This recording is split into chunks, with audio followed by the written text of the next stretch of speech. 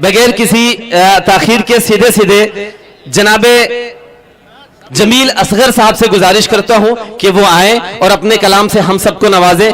इस मुशायरे को मुनक़िद करने में उनकी ढेर सारी मेहनतें शामिल हैं। एक बार जोरदार तालियां बजाकर इस्तकबाल कीजिए जनाबे जमील असगर साहब। सदर मोहतरम से इजाजत चाहते हैं कि हमारे वास्ते इंसाफ वाला भेज दे मौला, हमारे वास्ते इंसाफ वाला भेज दे मौला।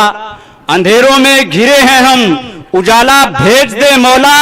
जमी को फिर जरूरत है किसी ईमान वाले की, उमर फारूक सा कोई जियाला भेज दे मौला। क्या कहने जमील भाई, वाह भाई वाह वाह वाह। उमर फारूक सा कोई जियाला भेज।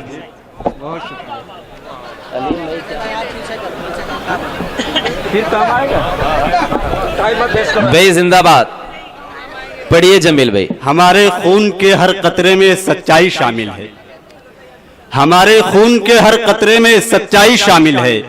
ये किसने कह दिया तुमसे वफादारी नहीं करते? कभी फुर्सत मिले तो आजमा कर देख लेना, तुम मोहम्मद वाले दुश्मन से भी गद्दारी नहीं करते। क्या कहने भाई।